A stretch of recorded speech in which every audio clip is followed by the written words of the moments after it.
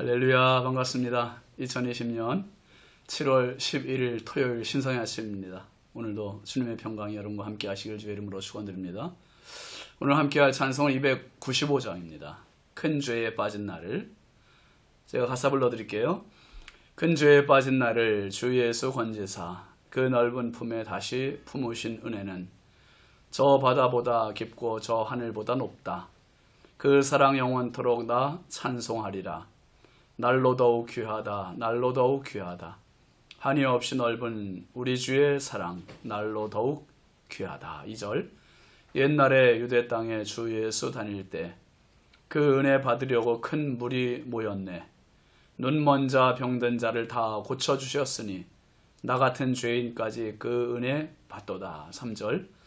주 크신 사랑으로 만백성 위하여 그 십자가의 고난 다 받으셨으니 그 속죄 받은 성도 큰 소리 함께 높여 온 천지 울리도록 주 찬송하리라. 날로 더욱 귀하다. 날로 더욱 귀하다.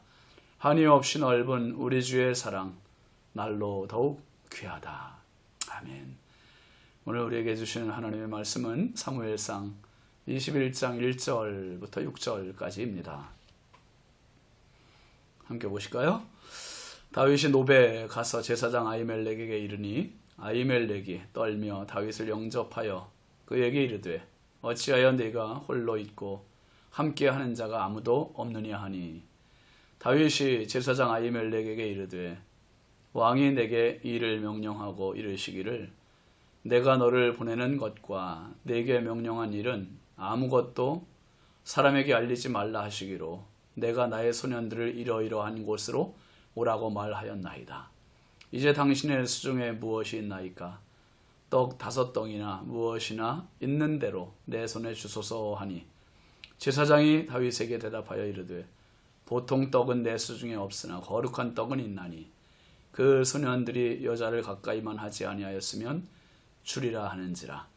다윗이 제사장에게 대답하여 이르되 우리가 참으로 3일 동안이나 여자를 가까이 하지 아니하였나이다.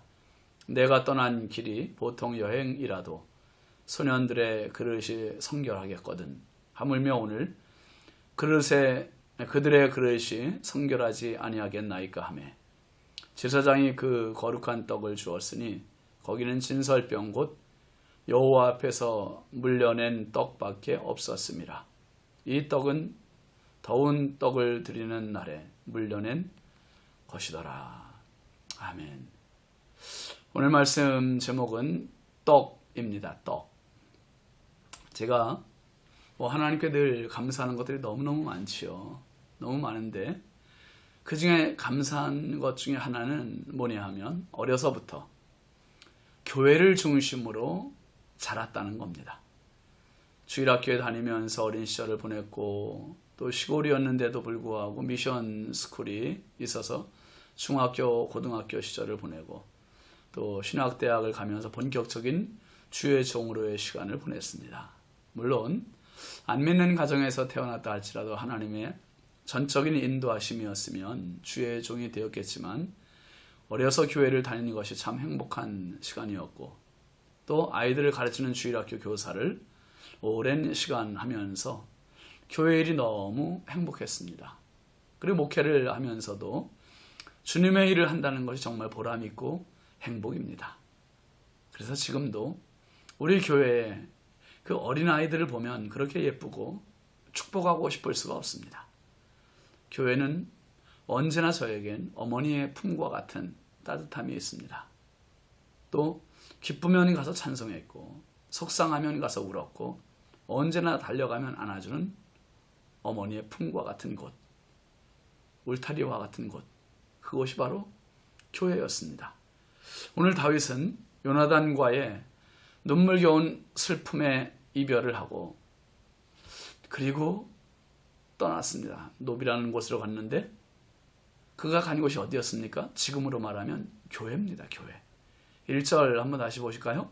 다윗이 노베에 가서 제사장 아히멜렉에게 이르니 아히멜렉이 떨며 다윗을 영접하여 그에게 이르되 어찌하여 네가 홀로 있고 함께하는 자가 아무도 없느냐 하니.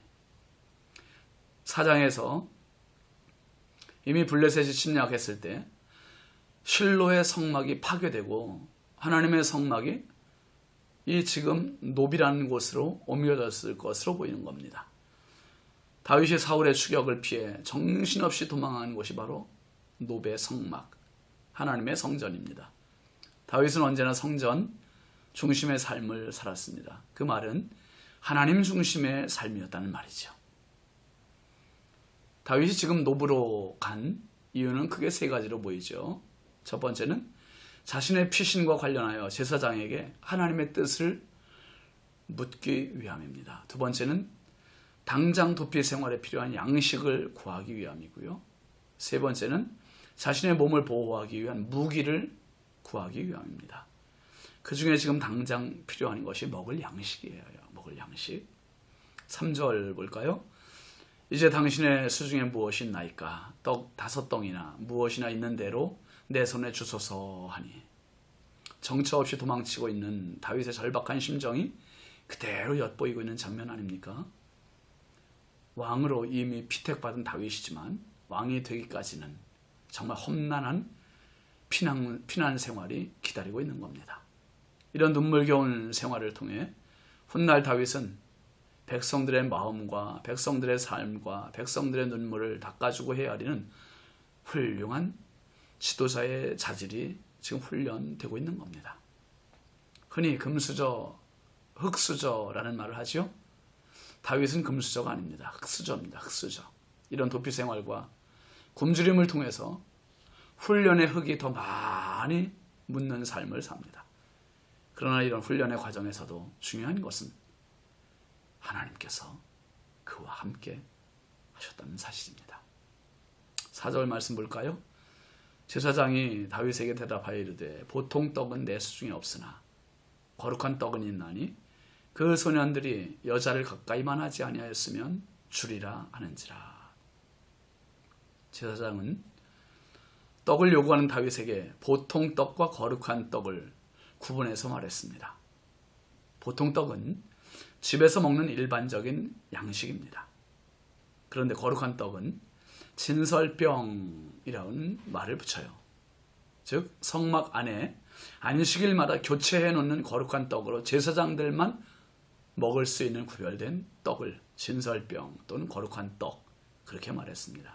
그러니까 일반인들에게는 줄 수 없고 먹을 수도 없는 구별된 떡입니다. 우리가 교회에서 성찬식을 할 때 떡과 포도주를 아무한테나 줄 수 없는 것과 같습니다. 꼭 세례받은 분들만 성찬의 떡과 포도주를 나눌 수 있는 것처럼 지금 이 진설병에는 일반인들은 먹을 수 없습니다. 제사장만 먹을 수 있어요. 그런데 지금 제사장은 다윗에게 뭐라고 이야기하죠?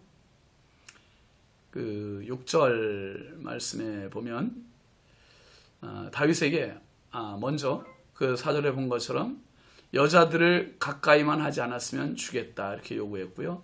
그 단서 조항에 이제 다윗이 여자를 가까이 하지 않았다. 그러니까 이제 그것을 떡을 줍니다. 6절 보시죠.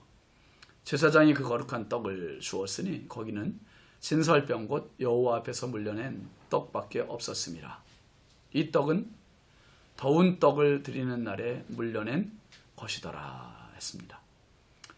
제사장은 다윗에게 제사장만 먹을 수 있는 진설병을 내줬습니다. 성경에 나오는 유일한 장면입니다.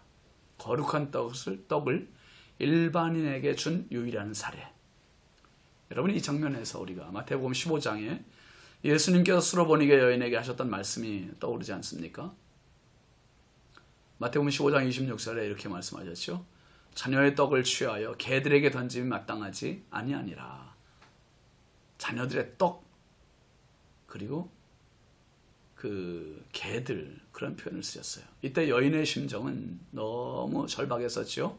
자신의 딸이 귀신 들려서 예수님께 도와달라고 했을 뿐인데 예수님으로부터 온 대답은 정말 처참할 정도의 무시였고 냉담이었습니다. 그러나 여인은 계속 말씀드렸지요. 뭐라고 했습니까? 주여 올소이다마는 개들도 주인의 상에서 떨어지는 뭘 먹는다고요? 예, 부스러기라도 주십시오. 그 말이었어요. 주님의 마음을 감동시킨 장면입니다.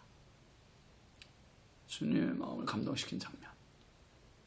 결국 여인의 딸이 이 어머니의 큰 믿음 때문에 고침을 받았습니다.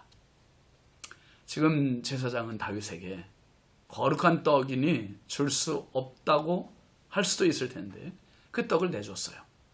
다윗 입장에서는 너무나 고마운 일이죠. 왕의 사위고 군대장이고 차기 왕이 될 사람이 어디 가서 구걸을 하겠어요. 다행히 진설병을 얻을 수 있었다는 것은 천만 다행입니다. 그러나 이것은 율법적으로 결격 사유가 됩니다. 일반인이 먹었기 때문입니다. 그러나 예수님은 마태복음 12장에서 이 이야기를 하세요. 안식일에 밀밭 사이를 지나가시는데 제자들이 밀 이삭을 잘라 먹었습니다. 이 장면을 목격한 바리새인들이 예수님께 따지지요. 당신의 제자들이 안식일에 하지 못할 일을 하나이다. 그때 예수님 하신 말씀이 오늘 본문의 내용입니다. 본문의 내용. 예수께서 이르시되 다윗이 자기와 그 함께한 자들이 시장할 때에 한 일을 읽지 못하였느냐. 그가 하나님의 전에 들어가서 제사장 외에는 자기나 그 함께한 자들이 먹어서는 안 되는 진설병을 먹지 아니하였느냐. 이 마태복음 12장 3절 4절 말씀입니다. 법적인 조항보다 중요한 것은 사람입니다.